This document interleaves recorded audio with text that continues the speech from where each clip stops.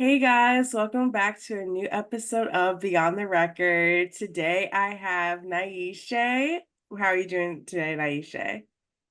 I'm doing good. How are you? I'm good. I'm good. So, we're going to learn a little bit more about you today. So, when did you just get started in singing? Like, what gravitated you towards like pursuing music? I've been singing for as long as I can remember, ever since I was a little girl. And when my mother bought my first keyboard, which was like the first instrument that ever came into our home, I started learning how to play that, and I started songwriting, and creating my songs through writing through the piano. So I've been singing for a long time. Probably started around 8. So I joined choirs throughout school and church, and then it just kind of blossomed from there. And I knew I wanted to be a singer. Um, yeah. I love that. If someone was listening to your music for the first time, what are like three words you would use to describe your sound? I would definitely describe it as melancholy, sultry, and attitude. Okay. Yeah, I can see that. I can definitely see that. What are some songs from your own discography that you would give a first time listener, like, kind of like your starter pack for your own songs? Absolutely. I would say start with Honestly, Mhm. which I recently released earlier in July of this year. And then I would go back and listen to the archives, which was my EP, and I would listen to it in order because I definitely put it in a track list that would um, tell a story. So I think the listener will get to know me a little bit better if they just listen to it in order. But start with Honestly because Honestly will make you want to move. Yeah, for sure. We're gonna talk about that later too, so I'm excited. Um, so we've known each other for such a long time, like literally elementary school and high school and everything like that. So I know you recently moved back to South Africa and but you like were born here in Jersey and you grew up here. Well, born in New York, raised in New Jersey. So tell me about your move and what was the reason behind, if there's any music reason behind you moving back to South Africa. Yeah, definitely. So the first reason why I moved back to South Africa is because I love it here. Like I Mhm. love the people, the culture, the weather. And I'm familiar with it because I went to high school here and I have family this side. So that was the first reason. And then of course, I was pursuing music and I'm like, well, let's see if I can do that this side as well. Mhm. And I was looking for a big move out of New Jersey because I was in New Jersey my whole life. And I was gonna actually move to Atlanta. And Oh. Atlanta was in the cards. And I was really like, okay, I'm gonna make this move. I came to Joburg in December Mhm. and instantly changed my mind. And I was like, I absolutely want to come back to Johannesburg. So I came back after my vacation. I packed up my things and I was like, I'm going to do this move and I'm going to just focus on music while I'm out here being in the studio. And I also had producers that I was already working with that are based this side. Couple producers in Malawi, a producer in Nigeria. And then when I got here, I started connecting with more South African producers to kind of work on new music and my sound. And so the reasons just kept evolving. Mhm. So yeah. It seems like a perfect match for you, like going over there and then like you have your family, you're already familiar with the place, and then you have like your music connections on top of that. So I think it just, Atlanta has a huge music scene as well, obviously, but it just seemed like for you, like that connection just makes sense? It's fun. Yeah, I would definitely say like being in Joburg, like this is my lab. Mhm. I've been in such a creative space since I've been here. I've been here for 3 months. Mhm. I've gotten to connect with like a lot of cool people, and yeah, I just look forward to continuing to do that. Yeah, I can't wait because you have like such good music. Like literally, I was listening to your last EP and then like your newest song. So we're gonna like kind of jump into that right now because the archives, which is like released in 2021, you kind of I feel like that, and correct me if I'm wrong, but I feel like with that EP, I got to know you even more, like as an artist. Like obviously I know you as a person, but know you as an artist. So how would you compare yourself and what you learned about yourself during that project? Yeah, that's a really good, great question. I feel like the archives was definitely a peek into who I am as a person. Hmm. Um, it had a lot of vulnerable songs on the actual project that it was kind of like me speaking to myself in a lot of ways. Um, Hmm. and having an audience kind of have a peek into myself because I'm Hmm. very introspective. And a lot of the songs that were on that project had been written like over time.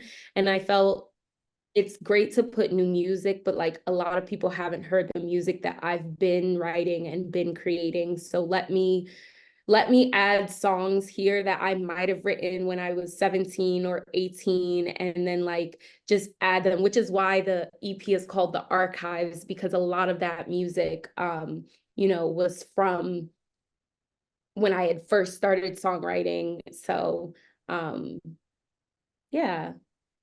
Yeah, no, that's great because I feel like I love when artists say that too. Like it's songs that you've written in the past and now you're putting it on this project because as like the listener, like you really don't know. Cause sometimes you like luckily I know you, but luckily like I didn't know that. Like even knowing you, I didn't know that you've written those songs like in your teenage years and stuff like that. So that's really cool to hear that because I feel like when you make really good music and it just becomes like, timeless in a sense, like time just doesn't exist when you make something that's really impressive for people to listen to. So, love Yeah, and that. that's absolutely my goal, is to make music that's timeless, but also make classics, music that people can go back and listen to and enjoy. And I really wanted to start off my journey in music with showing where I've been, where I'm at, and where I'm going, and kind of walk listeners through the journey of that. So Yeah, and I definitely can see that with that project too. So, which song, if any, from the archives that you would say resonates with you more now? So, like you have Six Shots, you have Say Something, Bittersweet, and three more songs from that project. So, which one do you think is kind of represents you present day? I really love Six Shots. I do Six too. Shots is like my classic. It's like the song, no matter where you're hearing it in life, you can resonate and just relate to that level of like upset. And so Six Shots is definitely that song, I would say, that I can still sing it today, and no matter like what, even if I'm not going through a heartbreak or, something like it, the Hmm. passion behind the song still really resonates with me. Yeah, I love that song. That's why I named that one first. So I'm happy that's one Oh, of your, really? yeah, I'm happy that's Oh, one of I your favorites too. Yeah, because I like that because like yeah, even if you're not going through a breakup or any hardship or whatever, I mean I think honestly I just really like those type of songs in general. Like I don't care. Like I just feel like when an artist is writing from a very like vulnerable place, I just feel like you can just really like attach yourself even if you're personally not going through those emotions in your own present life, right. But Yeah, absolutely. And I would say to like listeners that my music is heartbreak music, yes, but it's heartbreak music and you're not taking anything laying down. Like you're not gonna get pushed around and Mm-hmm. nobody can mess with you. I want people to feel empowered even though they're listening to heartbreak music. Yeah. So that's what I could say you would get out of listening to my songs, especially a song like Six Shots. Mm-hmm. Because like yeah, I think the key of what you said too is like being empowered too. Like you can be upset, you can be frustrated, but then like that's still like, I'm still that girl You're at not the end of the day. defeated. Yeah. Yeah, exactly. Like maybe they forgot who they were talking to because like not me. Like Not me. not me. Like, no, I'm not the one. So I like that. We're gonna talk about honestly now, which you said like you released last month, early last month. So what was your like, because it's very different than like Six Shots too, but where did you find the inspiration behind that track? Yeah, honestly, it was a really fun record to write and work on. And when I wrote it, I was just in a place where I wanted to dance Mm-hmm. and I wanted to like feel good. Um, and I wanted to just write something different. And I think with honestly, it's one of those records where like I'm stepping more into the sensual side of my music, where I've always, had that side, even with, my earlier music, but I think I more so was on the melancholy end. And now I'm more exploring just a different side, a different facet of myself, and stepping into that more sensual, seductive side of, yeah, my music. So. Yeah, I like that a lot. What would you describe as your writing process to be? Even for that song or just like in general? Yeah. So it's always different. Honestly, I wrote it in in like an hour. I Oh wrote wow. it very quickly. Yeah. Okay. And played the vocals and everything like that, sent the reference to the Wow. producer. They loved it and they were like, okay, Hmm. like this is the one. I'm like, yes, this is the one. And then when I got here to Joburg, I laid down the vocals and I recorded it and then got it mixed, mastered. And I was like, I want to release it immediately. Like, I loved this song so much. So, my writing process can differ because not all songs are birthed that way in such like a quick process. Mhm. Sometimes I'll start writing a song and I may not finish it immediately, or I'll write a song that I just have the melody to, but no words yet. Like my Mm. voice memos in my phone I have thousands of voice memos with just ideas. And so it can honestly vary. Mhm. And I try to allow myself that freedom to just Mhm. create in different ways. Like now I'm in the studio and I'm actually, writing while being in the studio, which before my process was kind of isolated, where I would get a beat and then write to it. And everything kind of happens in a silo way. Whereas now I go in the studio and there's no idea to start with, but we Mhm. start creating everything from scratch and writing everything from Wow. scratch. So I'm really enjoying that process now. No, that's cool. How did you find yourself to, so when you're in this, like when you're in the studio with your producers and everyone, like, do they have any input on your writing or if you're just like feeding off of like what they're giving to you, like whether it's a beat or melody or anything like that? And like, because you said that your process before was isolated. So how did you find yourself like being able to like collaborate like in real time with people? I think collaborating for me has been actually pretty easy Mm-hmm. too, because I was already in that space where I really wanted to collaborate. And so if my producer has an idea for how, the direction that we're taking the sound, I'm open to it. Or, if I need help with the lyric or writing, I'm open to it. Um, and so, yeah, I really find the collaborative process to be great. Cool. Because I always hear like I feel like as artists, grow in their career, they're more open to collaborating and stuff. Because I know one, I can't recall it right now, but I know one interview I did before, and the artist was just like, yeah, it was a struggle for me to allow someone into like my creative process. So it's kind of like you in yourself, like you're vulnerable in your lyrics. I feel like you have to be vulnerable in your creative process too, to allow someone to be there and, have a say so kind of like, in your music and stuff like that. Because I know you probably hold it like dear to your heart, when you're creating something. No, absolutely. It's definitely um something you just have to be mentally prepared for. I think Mhm. when I go into a studio session and I know that I am, because how someone else is hearing it may not be how I'm hearing it. You Mhm. get what I mean? So Yeah. I think having that input actually helps me in the process. But then this is also coming from someone who has written so many songs by Mhm. themselves.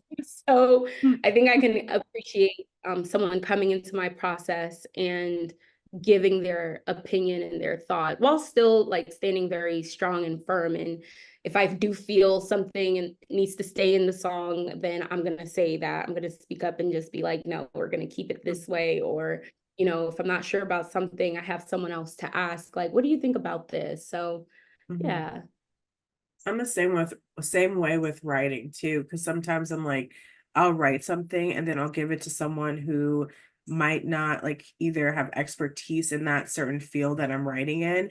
And then I'm like, does this make sense to you? Because at the end of the day, you want people to like read or listen to your music and not be confused. Like you don't want your message like conveyed the wrong way. So when you're giving it to someone, even if, they're not a producer or they're not a singer and they don't know, your actual like process or anything like that, but they're just like a regular person. Sometimes like it's the best advice sometimes you can get. I've definitely gotten that from my friends who are just like, wait, what are you talking about? Because you know what you're talking about, like you know what you're trying to Yeah.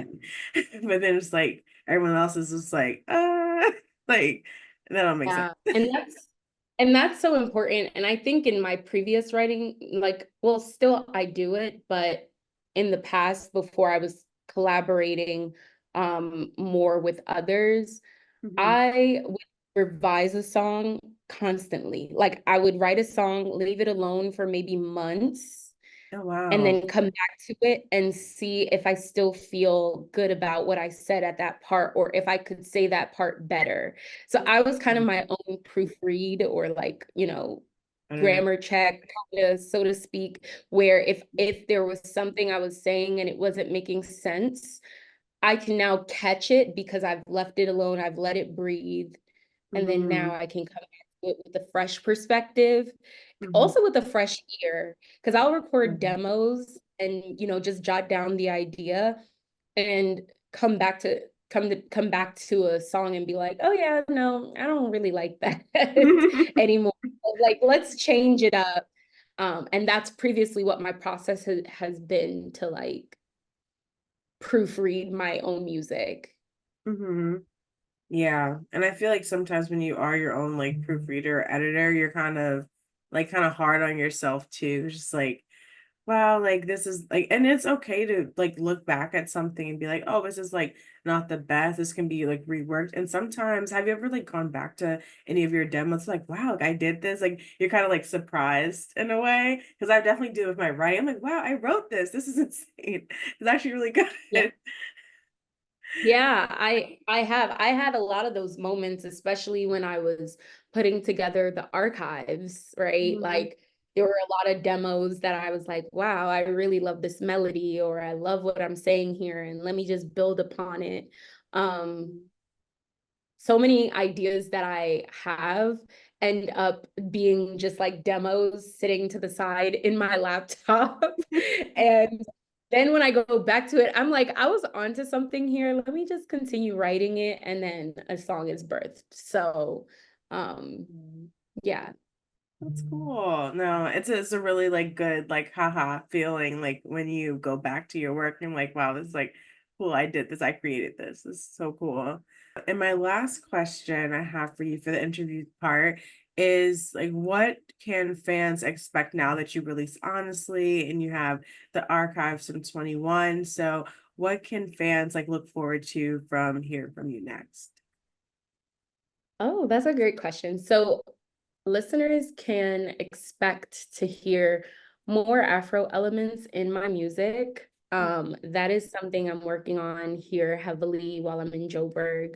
And of course, more R&B. Like R&B is always going to be my staple sound, Mhm. but definitely experimenting with the R&B and piano vibe.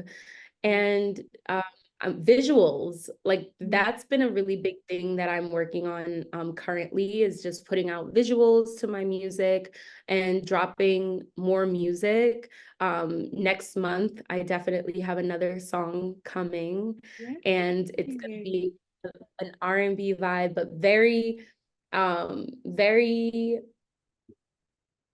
can say listeners can expect a mixture of sad songs, but also songs that make you want to move, heartbreak songs, but songs that make you want to like get over whatever is keeping you down. Mhm. Um, Okay. yeah. No, that sounds good. That sounds right up my alley. That's what I love listening to. So, We need a mix. Like we can't always be sad. You know what I mhm. mean? And I feel Yeah. like lately I've just been in that space where I just want to dance and move, and like life is light and it's enjoyable, and Mhm. there's so much to be grateful for and happy about. So I want to bring those elements of where I'm at in life to my listeners as well. Um, That sounds great. I can't wait to hear it. And I can't wait to hear your next single next month. So, where can everyone just like follow you to keep up with, your music and your new updates and everything? Yeah, so it's at I am Naishe Mhm. on all platforms. Okay. So Instagram, Twitter, Mhm. TikTok, YouTube, I am Naishe.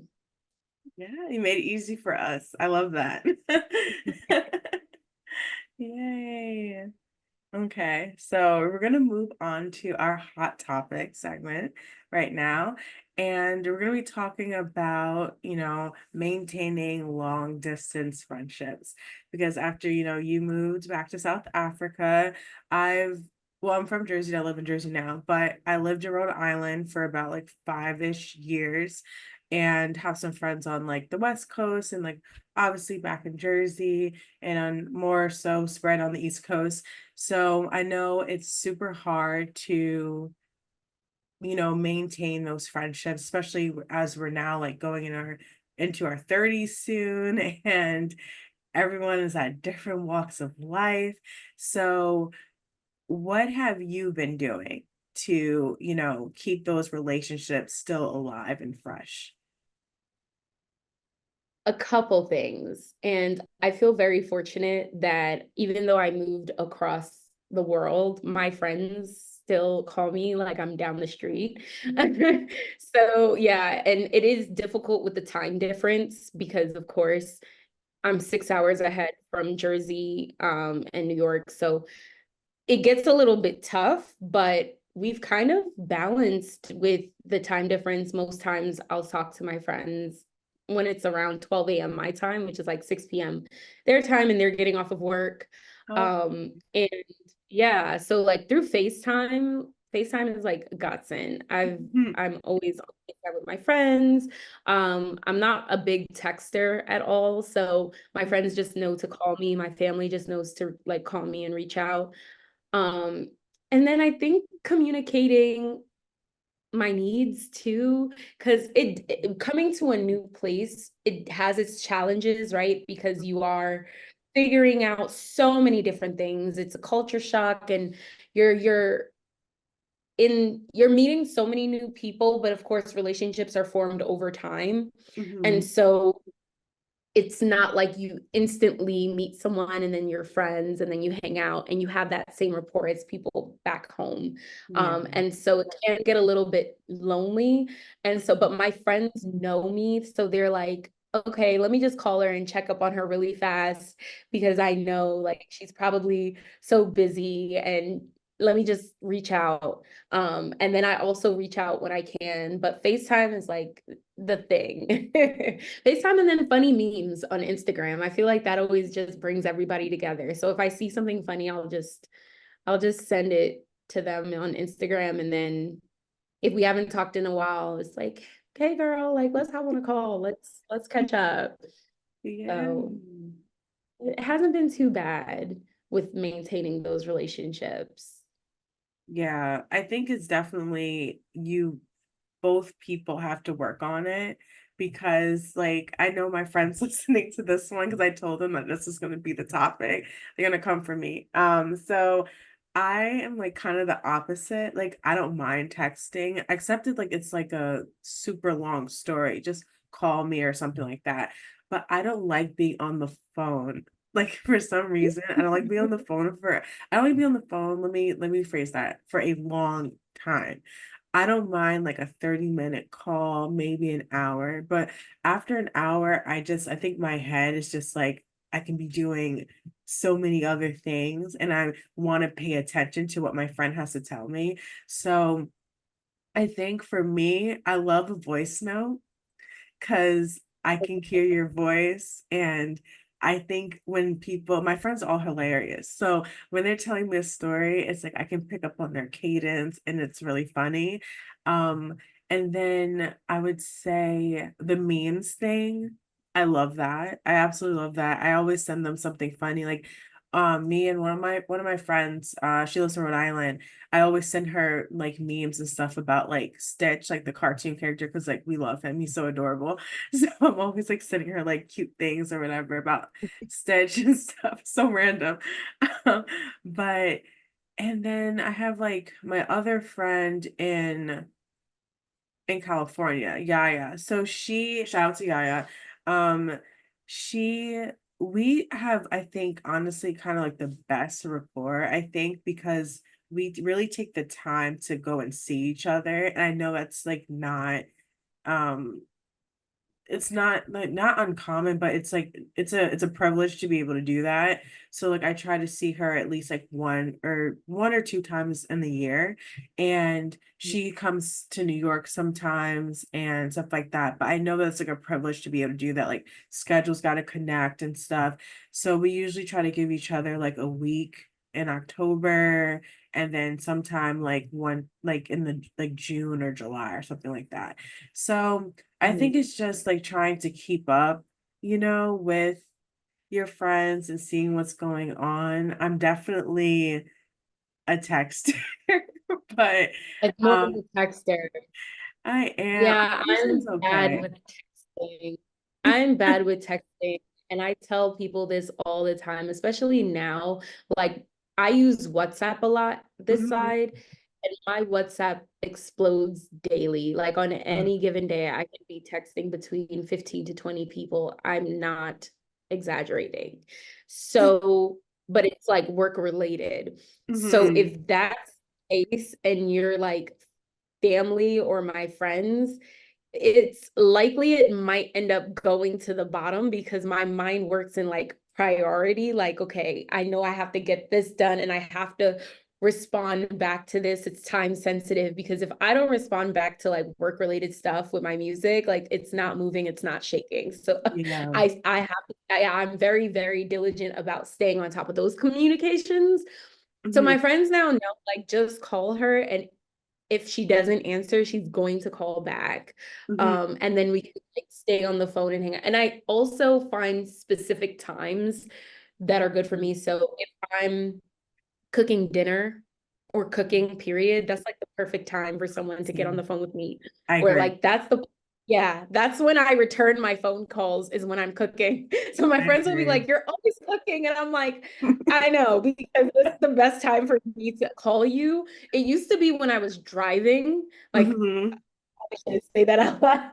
Yeah, but like it's But hands free. It's hands free. it's free, right? So you put it up on the dock, and then I would I Exactly. would call back. So Hmm. now that I don't drive anymore, it's when I'm cooking for Hmm. sure. Yeah. I think you could like hit the like nail on the head with that one because I think I need to be busy when I'm on the phone. Like if I'm doing something, I'm will and I can multitask in the conversation, like it's good to do that. Especially like if I'm like you said, cooking, if I'm driving, if I'm doing Or errands at the gym. at the gym. At the gym. Yeah, when I'm on the treadmill, I don't mind being on a phone call because the time will just move so fast, Hmm. being on the phone. Or if I'm just like laying down and my friend calls, I'm like, oh, time to get to those chores and the house things that I needed to do that I was probably pushing off. Um, Hmm. so I always multitask when I'm on the phone. A good hot girl walk too, because you don't want to be walking and like, people kidnapping people. So, you have your friend on the phone. Like I always do that. Yeah, I definitely need to be busy. I think that's my problem. I think I need to be, if I'm not busy, it's like hard for me to maybe like pay attention. Maybe I need to go see a doctor about that or something because I can't, like, I need to be like physically busy in order to really pay attention to a phone call. So, yeah, I totally agree with that. Oh, it's yeah, but hard. maintaining relationships can be a bit challenging in general. So then when you add distance to it, it's kind Mhm. of like another layer. But I feel very fortunate that like people didn't forget about me when I left. You know, people Ah. still really make the effort to just see how I'm doing and, call me even if like something's happening or they want to talk about something they're going through, that I'm still that person that they call even though they know I'm far away. So It is a good feeling. I think it's like, and also when you connect with people's families too, like my friend that lives in California, like I talk to her sister a lot too, and it's just like so nice that like they're thinking of me when they're having events or, when they're in town, like, hey, can I come see you? And it's just like a really good feeling because even when your friends live close to you, like sometimes it's still hard to like connect schedules. I'm just like, hey, can I see you? Like, okay, what are you doing like 3 weeks in October, like the third week of October? You know what I'm saying? Like, and you live down the street. Sometimes it's even hard to just connect and you're it close is. by.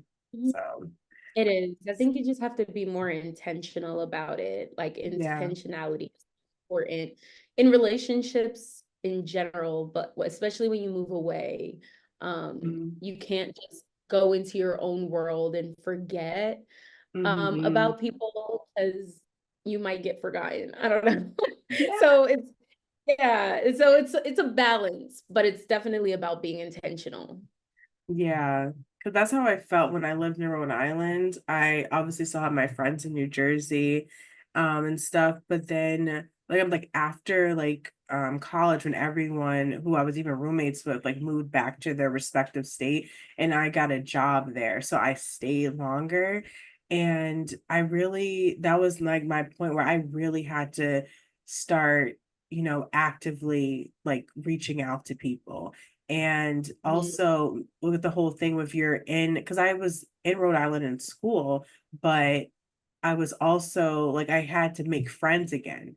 Like, so it's just that whole thing is just like, okay, I'm starting a new job. Like, I want to make friends and then keep the friends I still have from like high school and everything like that. So it's hard, but like you said, it's just being intentional with your time and Yeah, those relationships. for sure. Yeah. No, that was really good. So we're gonna get to our get to know you segment, our last segment, and we're gonna get to know Naisha a little bit more. So this is gonna be fun. Just quick, like rapid fire questions. And yeah. First one, what is your zodiac sign? I am a Scorpio. Oh, Couldn't you okay. tell by the music? Yes, I am a Scorpio. Yes. One place you would love to go on vacation to. Ooh, I would definitely love to go to Bali. Ooh. Yeah, I would love to. Naisha's a travel girly for real. Like she's always up in the sky. So follow her for sure for travel.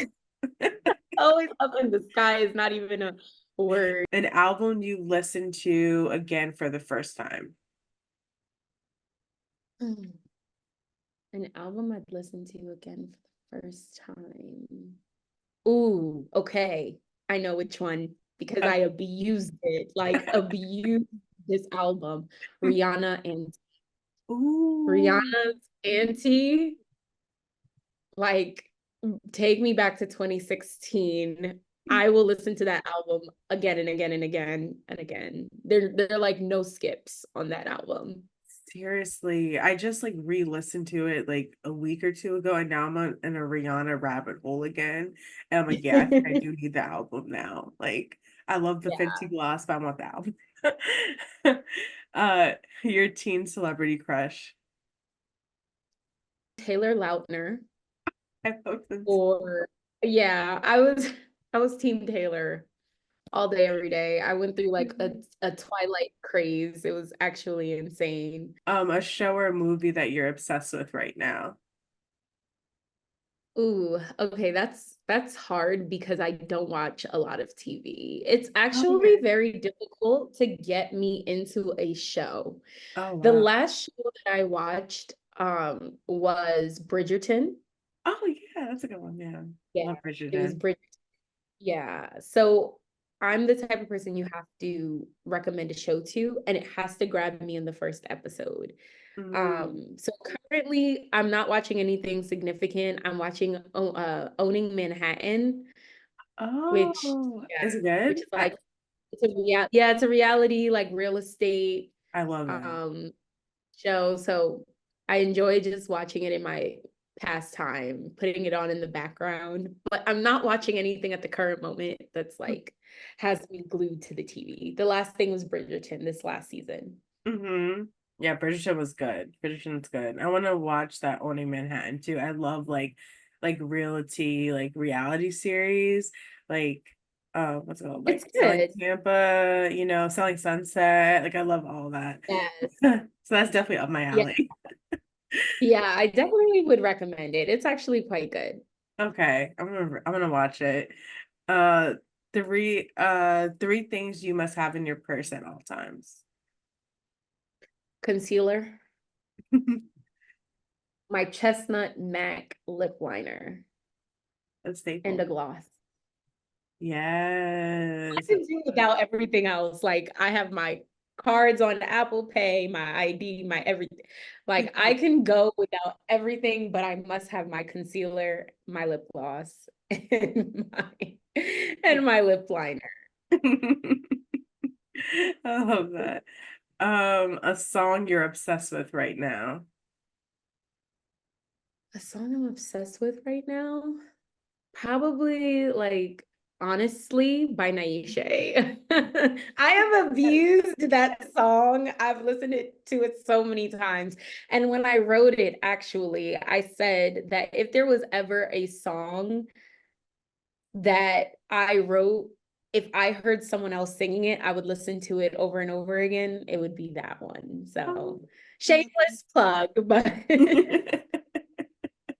No, I love it. I love it. Something you're really proud that you accomplished recently. probably my move to Joburg. I'm really proud that I just got up and I went. Like I have no regrets. It's Yeah. proving to be a great move. So I'm proud of myself for that. Oh, God. I think all around I've just been stepping outside of my comfort zone as an artist, as a creative. I've been trying new things. I've been saying a lot of yeses, and I think that's also been like this has been my year of yes, probably. Mhm. And yeah, it's actually been a very transitional year for me. So yeah, I would say my move. Yay. No, that's really good. Moving is not, like we discussed, moving is not easy at all. So you're crushing it. Just keep going and it's only gonna get easier from here. Lastly, one thing you want to manifest for yourself for this year.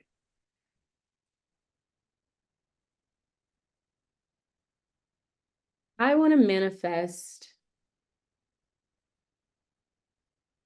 more listeners and finding my people, my tribe, my community, that love my music. I'm looking for my tribe and my community, and converting listeners into fans and people who are really going to ride with me from the ground up and, continue to just hold me down through it all. So that's what I'm hoping to manifest. Yeah, no, that's really good. You got this. And I can't wait for your new single next month. So, yeah, thank you so much for taking the time to come on today. I really appreciate it. Thank you. No, this was amazing. I really had fun speaking to you. Thank you. And yeah. So, just remind us again about your new single and then where we can follow you. So, like that at the Yeah, absolutely. So my new single is called Almost, end. and it'll be released on all streaming platforms, date to be announced. So follow me for more updates and just to keep up to date with that. And you can follow me at I am Naishe on all platforms. So IAMNAISHE. Yay. Thank you so much, girl. It was a good time. Yes, it was, and I'm so glad like it happened.